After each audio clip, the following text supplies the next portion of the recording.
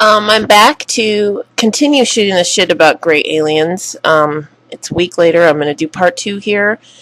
And I'm doing a part 2 because part 1 was just, it was a little disjointed, and also, it was definitely, I left a lot of gaps. This is a vast subject, I think mostly the only people who are really going to be interested in these videos, especially, anyone who's actually listening to part 2, it's mostly going to be people who've already done some research about grays and who are interested in understanding what they are. It is a vast subject, partly because there's just a lot of people putting their 2 cents into the pool of information about it, and there's a lot of different contactees with different angles, mostly victimization and abuse kind of stories that I hear, but there's just a lot of different... The grays have been around for a long time now, and I'm going to get into sort of where I think they first came in, and a lot of people discuss Crowley and his contact with them, so I'm going to go into that in this video. I think I probably come off as a little bit silly on purpose. It's not that I don't take this seriously or that I'm flippant or... I am unfocused.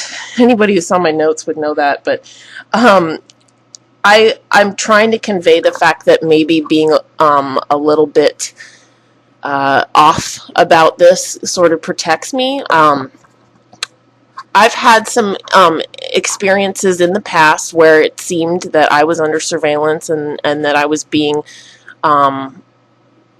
I was told I was being watched at one point over the phone, and I thought it was a joke at first, but it wasn't. So it wasn't that extensive, or maybe I just don't know the extent of it. Either way, that has ended, and hopefully I will continue to remain under the radar in that respect. But I have to, it's part of my work this lifetime to do this, and I don't think, I mentioned in the last video that I don't think that the greater portion of humanity should be having contact with grays. I don't think the grays should land on the White House lawn. I don't think that full disclosure should even happen at this point. And that is very much different than most of the contactees and people, because a lot of other contactees, they want the validation, and I don't. I don't give a shit. I know what people think of me. I've sat across the table from extended family members, and they're asking me about my past, and I'm like, I tell them about, hey, I researched into aliens, and their eyes roll.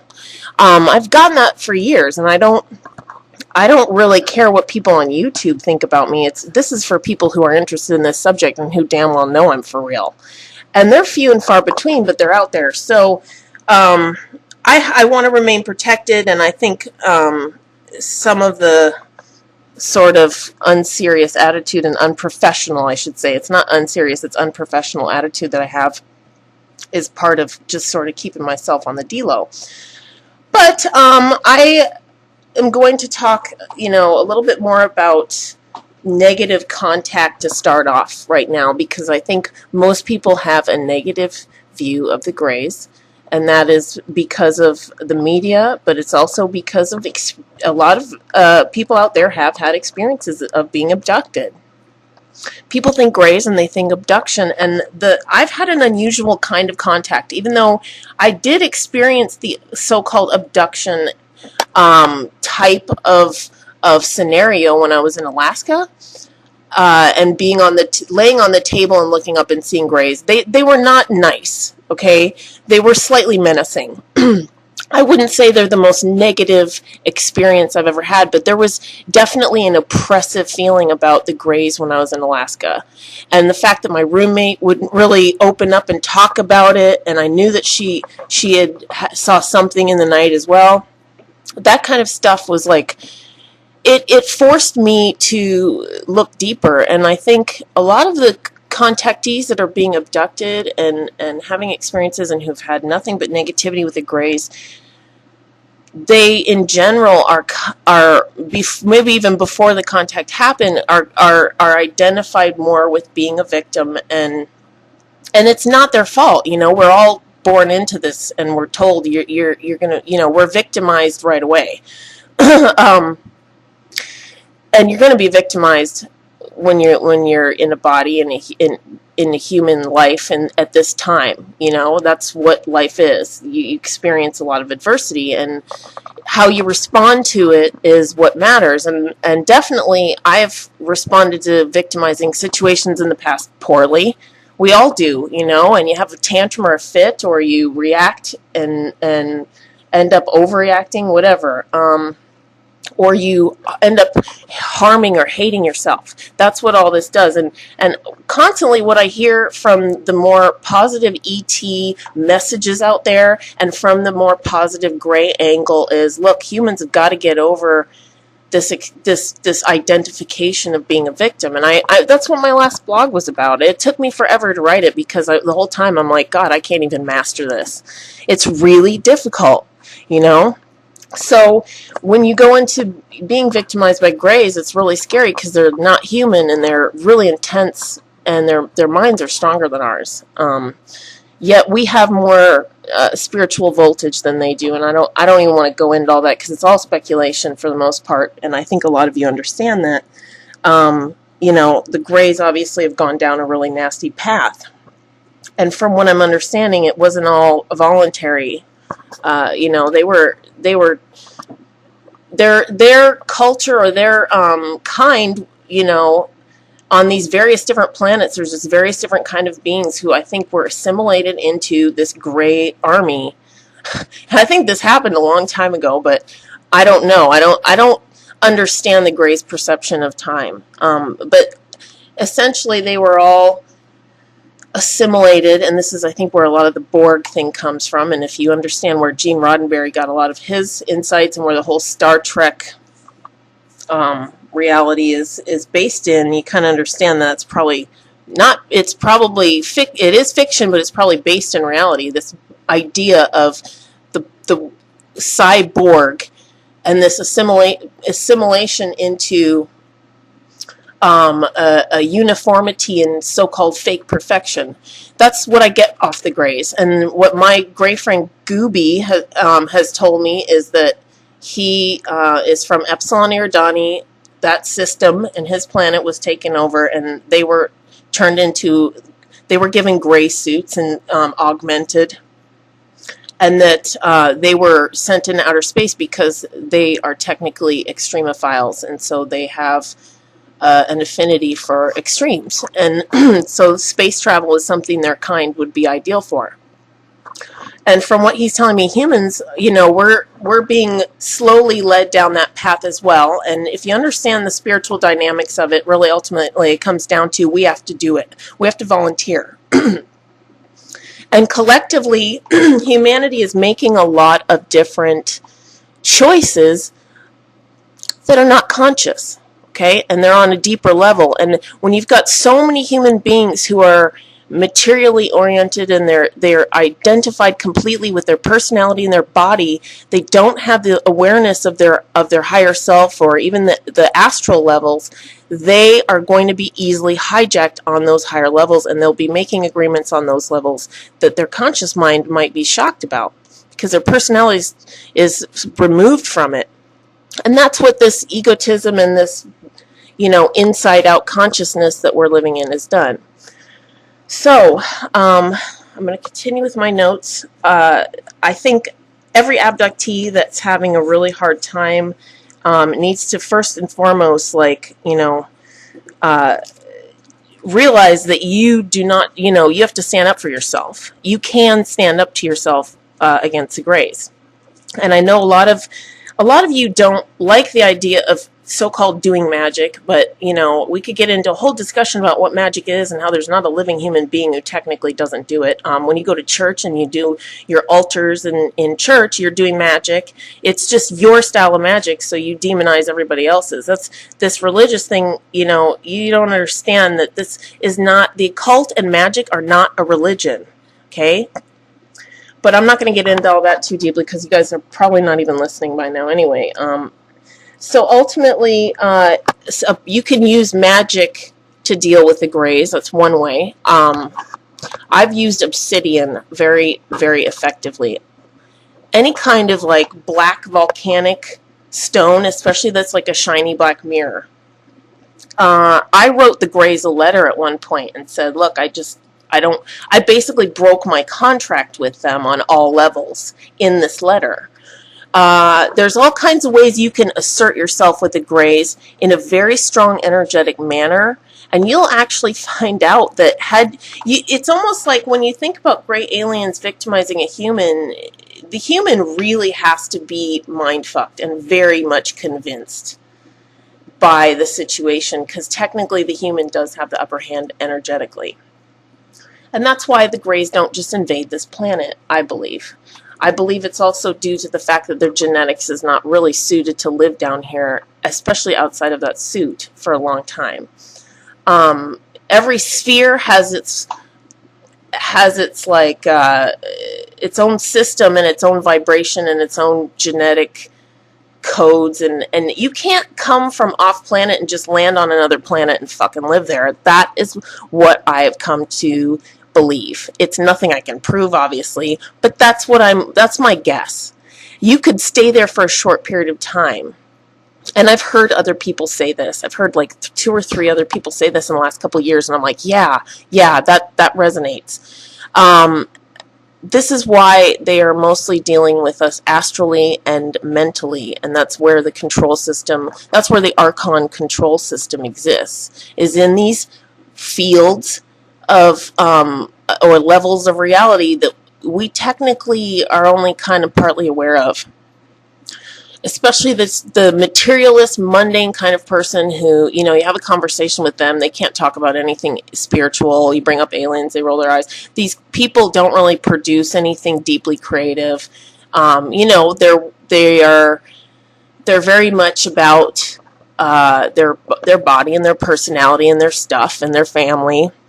And that's with the level of consciousness that they're at. They don't have open third eyes. And if we lived in a sane system, the higher initiates would not be dumbing them down on purpose. They'd be educating them properly. We'd have a system. We wouldn't have stupid shit like gasoline, because I guarantee that the more advanced humans on this planet knew better, but a group of them decided to fuck with the muggles. You know what I mean? And it's sick, So we've got this planet where the shepherds are treating the sheep really, really bad, and ultimately the people who need the education are getting it, but they're getting a certain, a soul-crushing education. Anyway, so the Greys, part of it is just, it's like we're in a fractal, and what the Greys have helped me understand is that, just as you guys have animals as your, look at the way that we see animals is very much the way that we are seen. and those humans, there's a lot of them out there who really do just see animals as lower beings, who they give them no respect. They oftentimes abuse them. It's not just the eating of animals I'm talking about. The abuse is way deeper. It's the way that those animals that are eaten are raised, more so than, because think about the way that hunters and the Native Americans, especially, like I know a lot of Native American lore, the way that they worship the animal spirits was much different than the way animals are being treated now that are eaten. And animals that were consumed, back then, their spirits were elevated. That to me is a way different, more symbiotic dynamic than this factory farming that we have now. And look at the cave paintings. You see a few alien-looking dudes in the cave paintings too, but most of the cave paintings are of the animals they were hunting and eating. They worshipped them. They were the they were the sustenance. Okay, so more protection against the Greys. I'm just going to basically say, it's a matter of your choice of getting creative about it, but all you have to do is really realize that you're tougher than them and you can whoop their hyperdimensional butts. So, what else do I want to go into next? Why me? Okay, that's another question that I didn't really go into last time. And it's a question I can't answer. But I will say that I have a super, super, like, nonlinear mind, and I think that has something to do with it. I'm also, I'm one of those people that, like, I don't believe in this reality. I never did since I was a child. I knew that there was more to it and that I'm in something. I just think I also have an old soul. So, you know, whatever agreements I have with the Greys, it hasn't been, you know, all positive for sure. But this friendship that I have with Gooby has been. And since when I was a child, I used to draw this little alien when I was doodling during school, and I named him Gooby. And so, you know, I forgot about Gooby. And then when I had my gray alien experience, I was like, wow, you're my Gooby. You know, you're the alien that I always wanted to meet. And so I started calling this gray Gooby, and obviously that's not its real name. But I call him he because it's a more Grays have a very masculine energy to them. They're very Vata in Ayurvedic terms, but at the same time they have a yin. You know, I think they're asexual, or they're clones, and a lot of them are. They don't reproduce like we do. Gooby and I really haven't gone into that too deeply, but the other day I got this whole download about the idea of them. They're not sexual reproducers.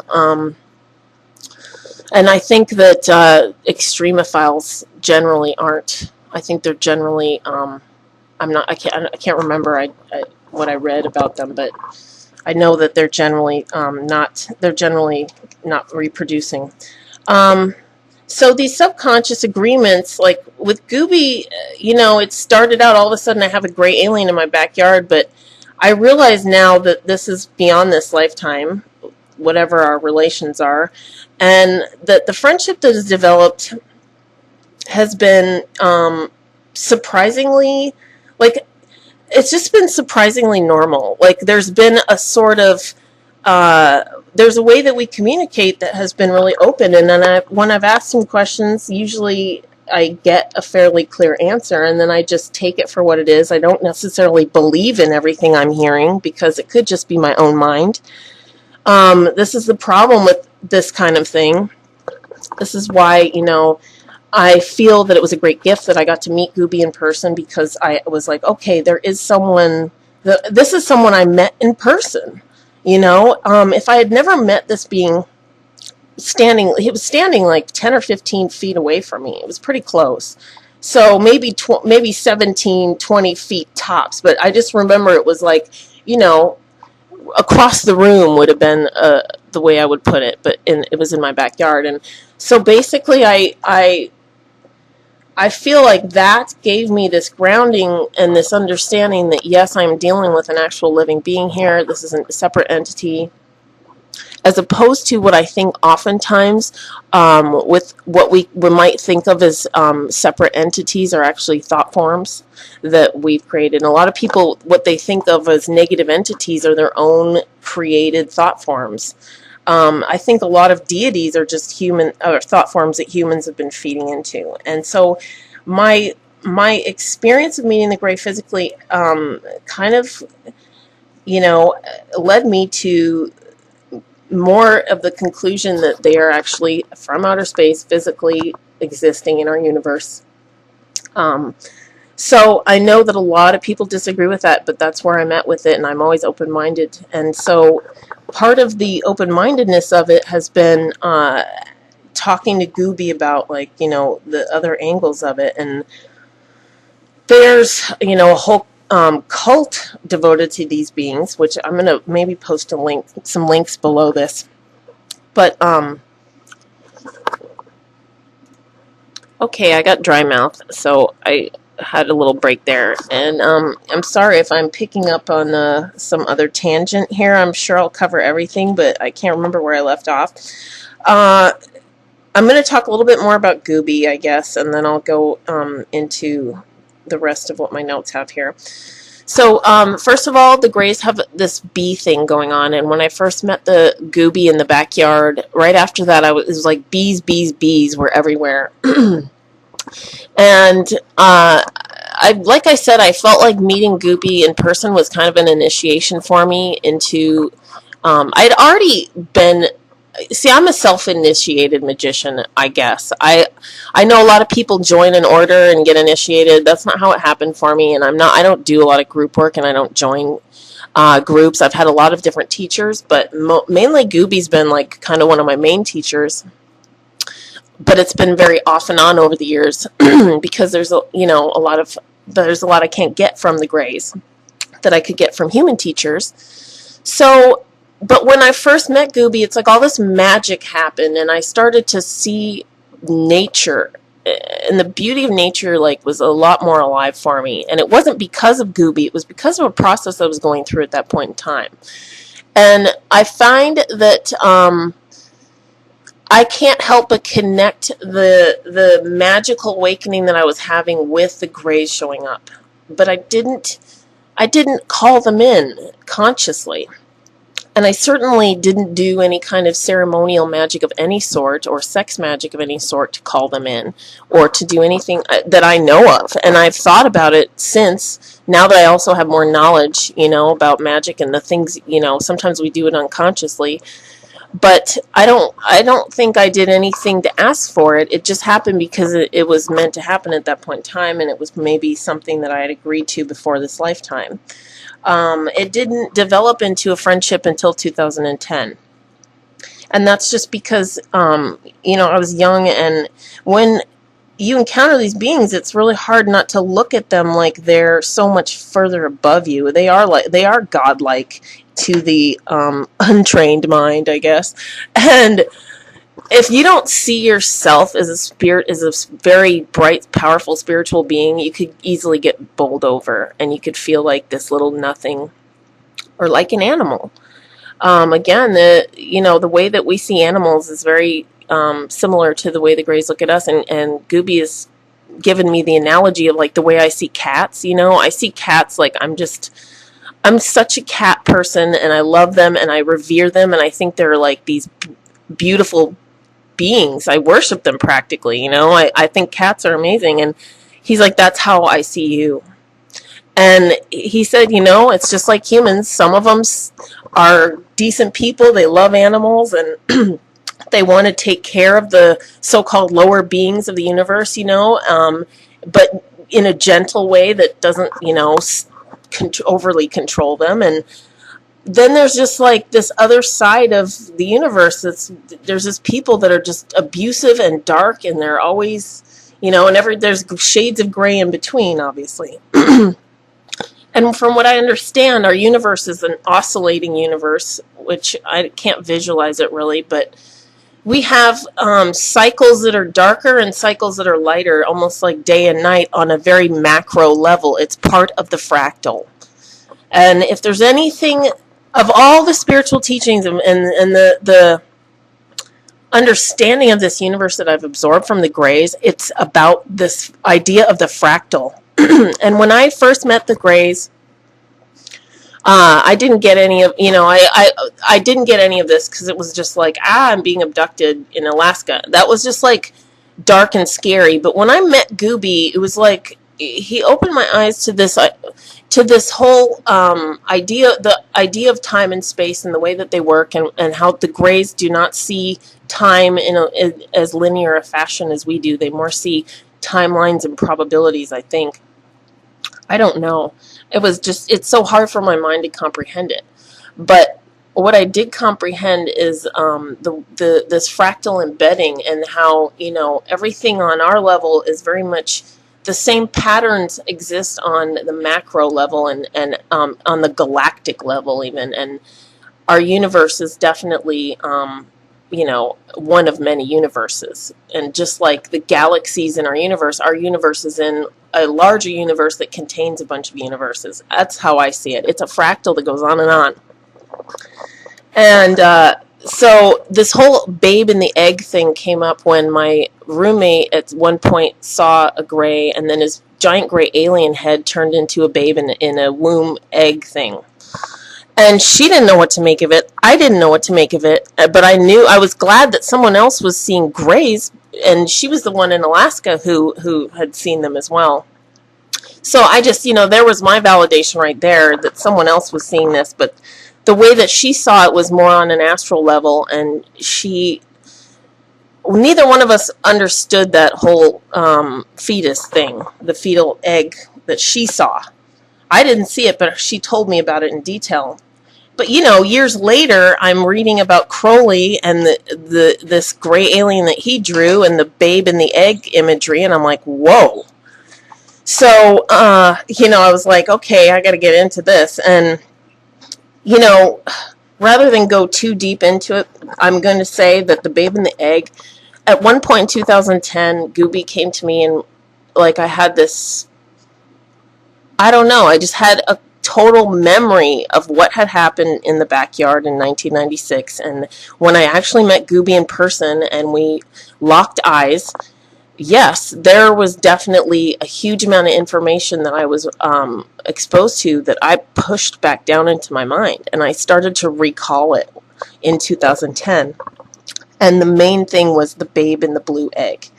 And I understood exactly what it meant in that moment, and I had to push it back down in again, because it's almost like it wasn't bad in any way. It was just like, wow, this is what there. It was just too deep for my surface mind to handle, I guess I would say.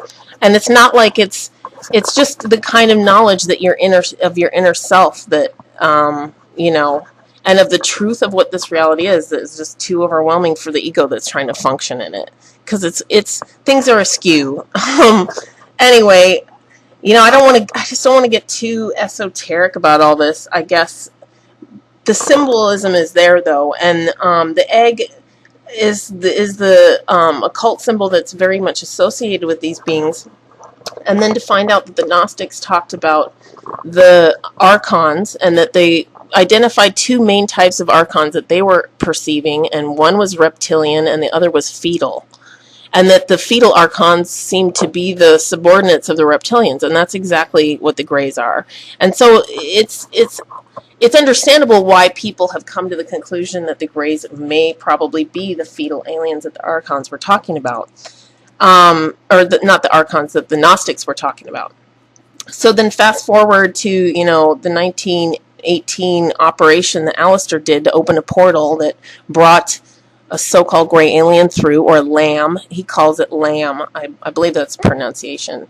And then this thing comes through, and Alistair draws a picture of it, but he gives it human eyes. And I honestly, for the longest time, I was like, why does he draw a giant gray alien with human eyes?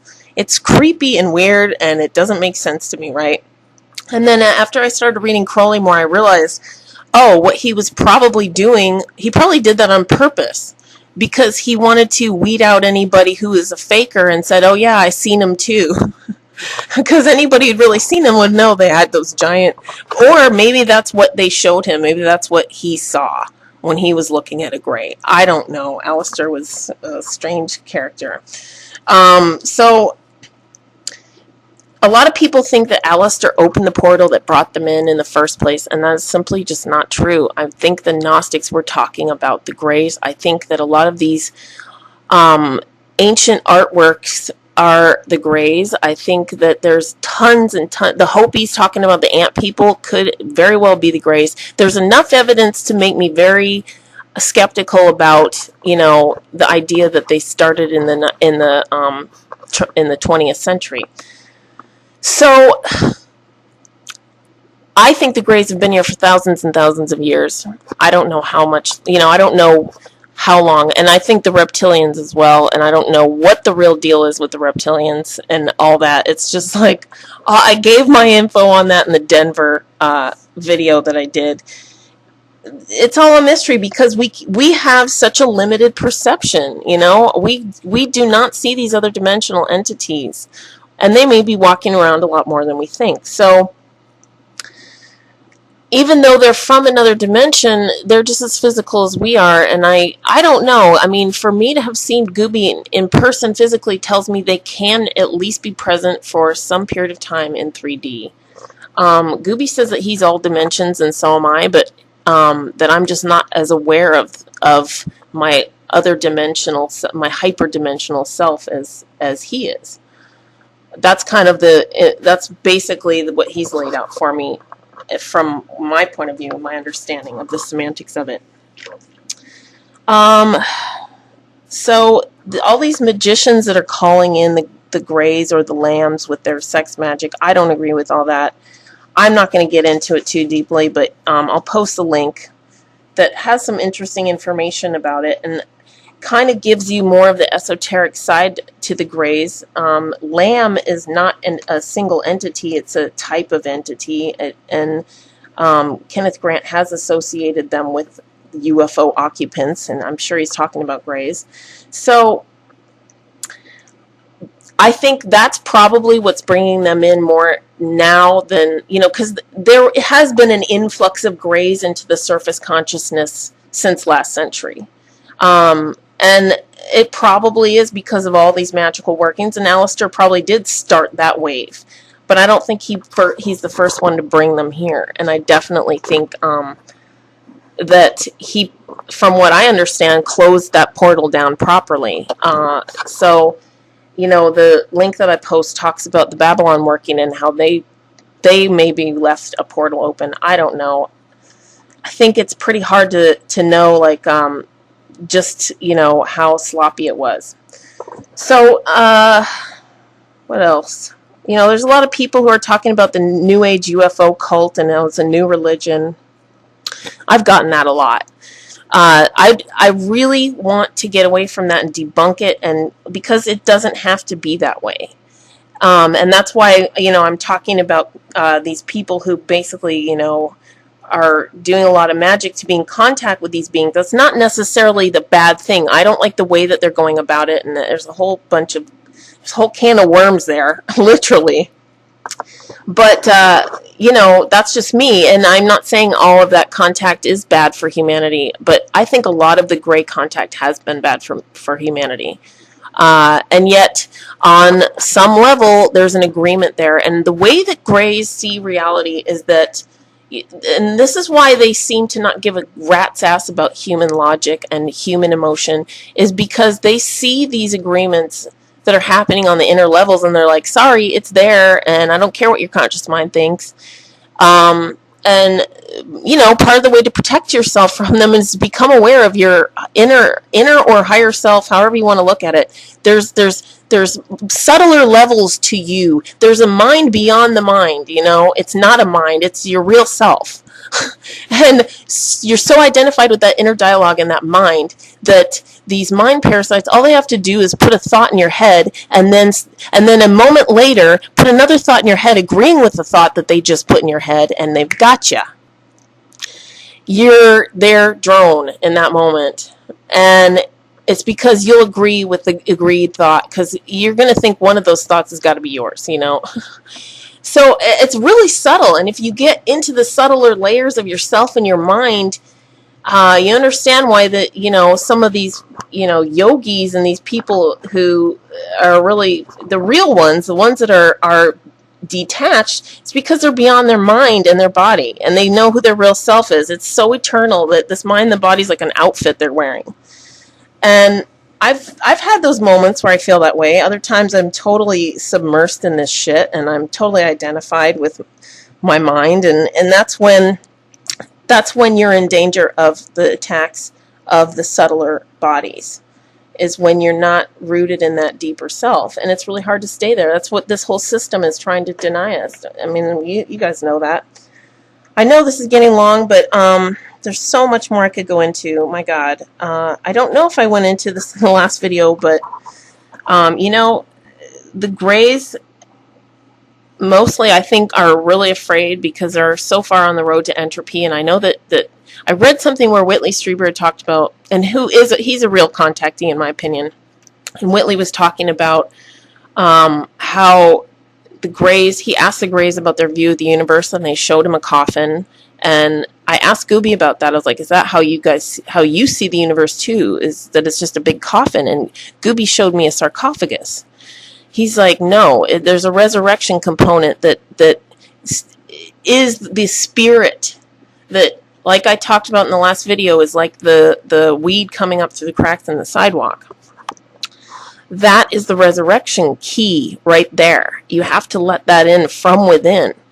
And the Greys just don't get that. The Greys that are just all cyborgy and all down the road to entropy. And for God's sake, there's so many humans that don't get that. Think about how many humans think they're done after they die. And maybe they actually are.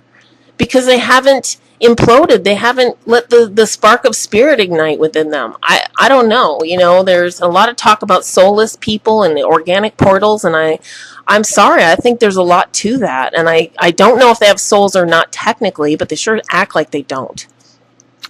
Technically, I don't really care if they do or not. The fact is that personality in that body is utterly toxic. You know, who's working at these evil corporations? Who's working for these banks? And you know, these people are disconnected for sure. And they hate nature. And it's the same thing with the Greys. There's just a huge amount of them that are lost like that. And then there's some that aren't. And I feel like that's like part of the only thing I hope that I really get through to people is God, you know? Don't be so certain that all of these beings are soulless machine evil, you know, or soulless little cyborgs. They're not. So, what else was I going to say? I could talk a little bit more about Whitley Strieber. I will say he is a real contactee, in my opinion. There's just too many very right-on key points that he's seen them. And Gooby says he's for real, but the problem with Whitley is he is a mind control victim, and the honesty that he's displayed with that is admirable. I've got, you know, my problems with Whitley and his materials, but I generally think actually that he's a rather deep thinker, and his mind control is fascinating. But so, you know, knowing that there's other contactees out there who talk about my labs and mind control and the government tinkering, and I watched that horrible movie, the fourth encounters of the fourth kind or some crap. It was about Greys in Alaska. And they show the owl imagery. Owls are another thing that's very much associated with Greys. So I think a lot of the government, number one, I think they're working with Greys. Number two, I think that, you know, they've got some sort of agenda about the Greys to really demonize them and bring fear of the Greys to human beings. The anal probe thing, I mean, come on, nobody ever doesn't think about that when they think about Greys. It's one of those memes that's never going to go away, and to me, that is very tricky, because most people would be scared of Greys because of those memes. When in fact, there's nothing to be afraid of about Greys, I've found. I don't think they're scary at all. They're scary consciousness-wise, but as far as feeling in danger of them, I got over that, and it's so... and that's why I think I attracted a better element of them, but you just literally have the magical ability built within your DNA to kick the Greys out if you want. And none of the nice Greys would ever show up without you really wanting it. Gooby just showed up in my backyard, but I wanted it. I'd been asking for that my whole life. I'd always wanted to meet a being. It had been in the back of my mind. You know, it's not like I tried to make it happen in any way. Maybe later in my life I would have magically tried to get them to show up, but I certainly would think that I'd be smart enough not to use sexual energy to do it. Gooby says that that's a very dangerous, stupid thing to do, and that it can really mess you up. It's like, you know, you're going to attract a nasty element that are more parasitic for that kind of energy. And that's what they're doing. They're offering up their energy for these beings, which is not symbiotic in a good way in the long run, in my opinion. I'd rather be, Gooby showing up in a respectful manner without any of all that garbage it's a gift. You don't have to. Magic should be more effortless than most people make it. That's how I would put that. So anyway, I'm really going on and on here. I know nobody's going to listen all the way through all this, but if you have, great. I still have so much more information, so many more conversations I've had with Gooby. What else I could tell you about Gooby? God, he's so funny. how can I tell you about our jokes? I mean, it's like we talk about things. I ask Gooby sometimes, like, just these majorly big, all encompassing questions, like about the universe, and he'll just answer me in these retarded riddles. Like he'll tell me, I don't know why she swallowed that fly, and he's just always talking like that. We talk a lot about symbols and things like that.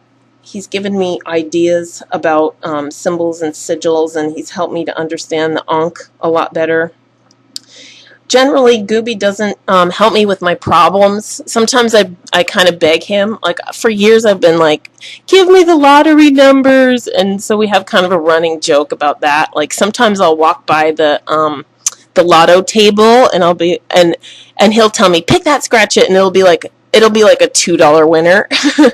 Hey, that's happened 3 times now. He told me to pick a scratch and it's a $2 winner, and he just laughs. He thinks it's funny because he doubles my money.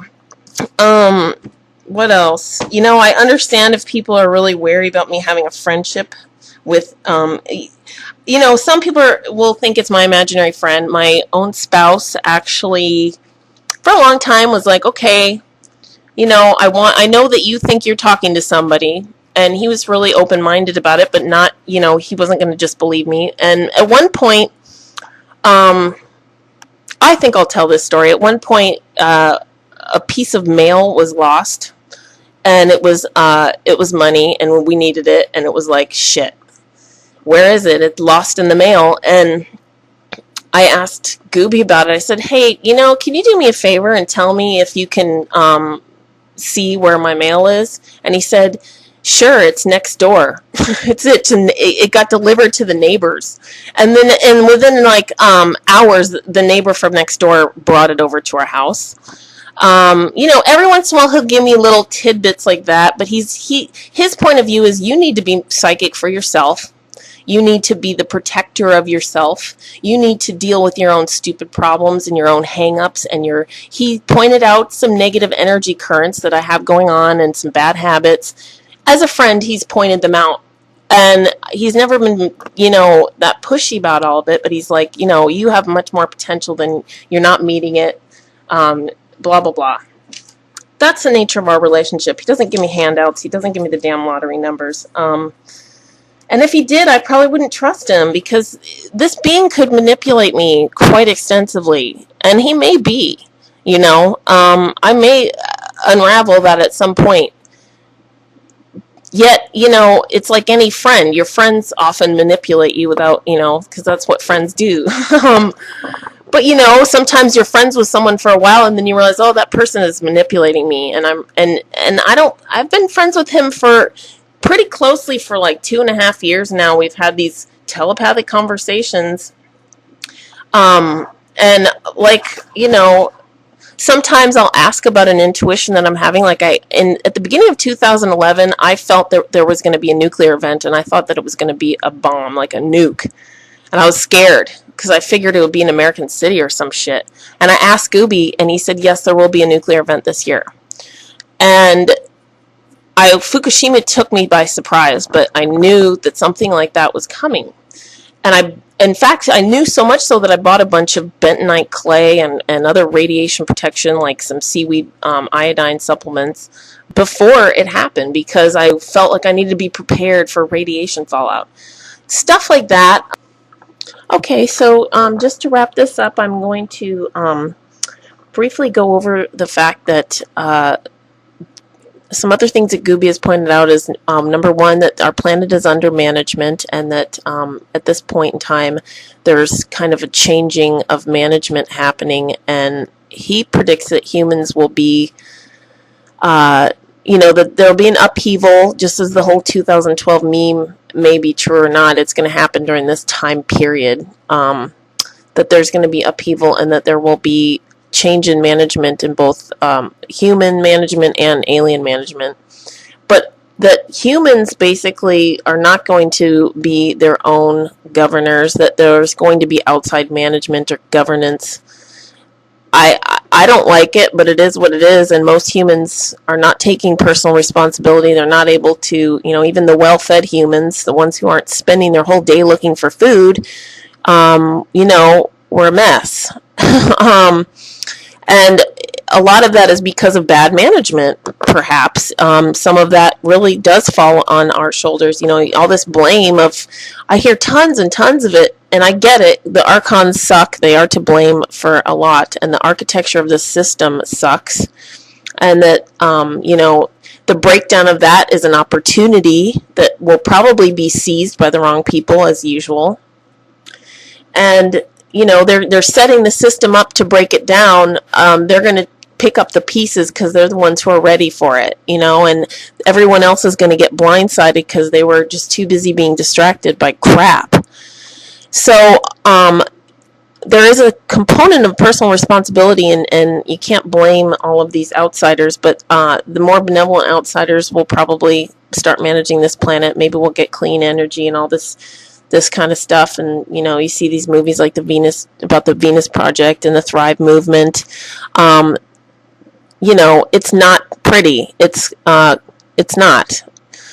Human freedom is not seeming to, maybe we'll have some kind of miracle and humans all wake up, but I don't think so anytime soon. I think we're just still going through the process of beginning a new kind of cycle.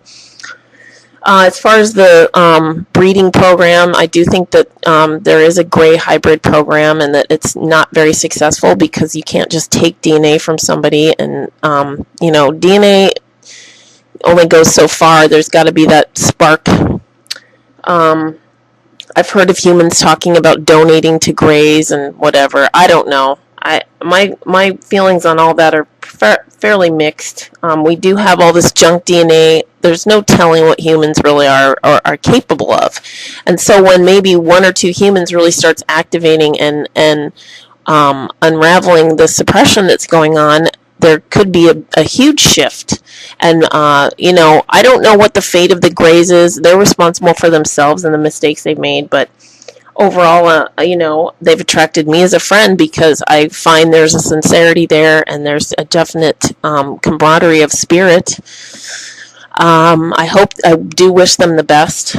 I'm going to continue whatever contact I have with Gooby. I don't know what it's going to entail. I don't know if I'll ever meet this being in person again. I don't know. As you can tell, I'm pretty open-minded about all of this as I can be, and I could change my mind about any of this at any time. I'll probably do subsequent videos where I retract what I said, or where I change it, or where I update it, basically.